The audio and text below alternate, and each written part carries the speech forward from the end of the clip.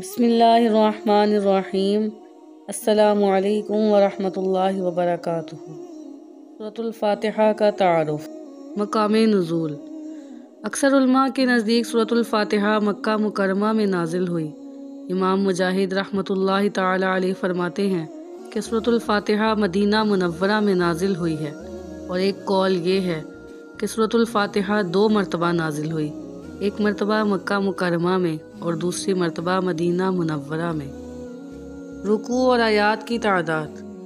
اس سورت میں 1 رکوع اور 7 آیتیں ہیں۔ سورۃ الفاتحہ کے اسماء گرامی۔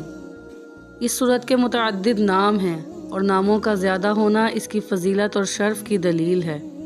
اس کے مشہور 15 نام یہ ہیں۔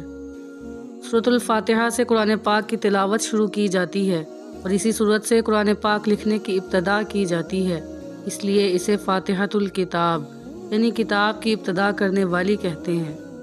اس سورت کی ابتدا الحمدللہ سے ہوئی، اس مناسبت سے اسے سورۃ الحمد یعنی وہ سورت جس میں اللہ تعالیٰ کی حمد بیان کی گئی ہے کہتے ہیں۔ سورۃ الفاتحہ قرآن پاک کی اصل ہے، اس بنا پر اسے ام القرآن اور ام الکتاب کہتے ہیں۔ یہ سورت نماز کی ہر رکعت میں پڑھی جاتی ہے، یا یہ سورت 2 مرتبہ نازل ہوئی، اس وجہ سے اسے السبع المثانی یعنی بار بار پڑھی جانے والی یا 1 سے زائد مرتبہ نازل ہونے والی 7 آیتیں کہا جاتا ہے۔ دین کے بنیادی امور کا جامع ہونے کی وجہ سے سورۃ الفاتحہ کو سورۃ الکنز، سورۃ الوافیہ اور سورۃ الکافیہ بھی کہتے ہیں۔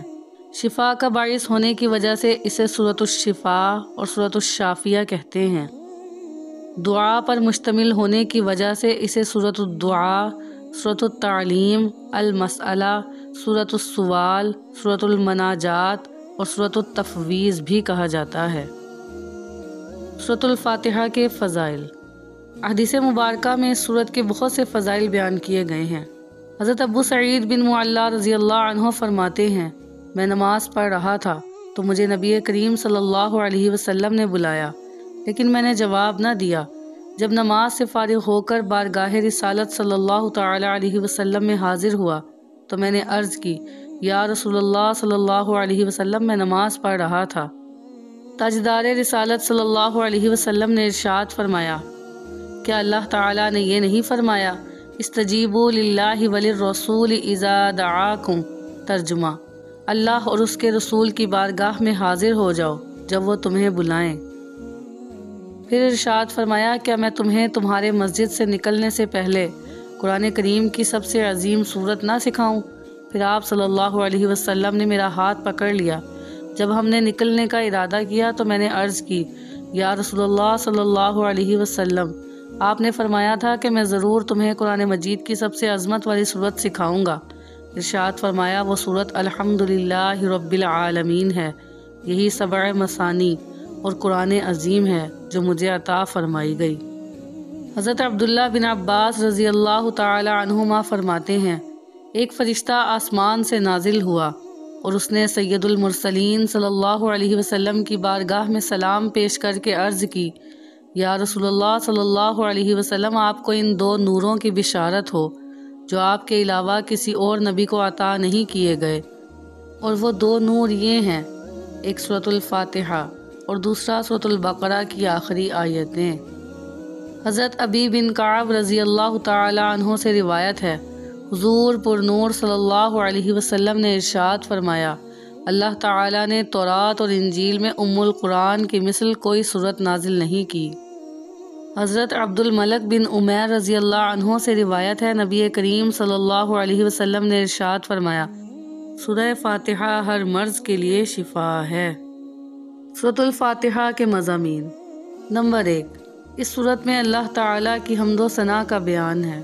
نمبر 2، اللہ تعالیٰ کے رب ہونے اور اس کے رحمان اور رحیم ہونے، نیز مخلوق کے مرنے کے بعد دوبارہ زندہ کیے جانے اور قیامت کے دن کے اعمال کی جزا ملنے کا ذکر ہے۔ نمبر 3، صرف اللہ تعالیٰ کے عبادت کا مستحق ہونے اور اس کے حقیقی مددگار ہونے کا تذکرہ ہے۔ نمبر 4، دعا کے آداب کا بیان اور اللہ تعالیٰ سے دین حق اور صراط مستقیم کی طرف ہدایت ملنے، نیک لوگوں کے حال سے موافقت اور گمراہوں سے اجتناب کی دعا مانگنے کی تعلیم ہے۔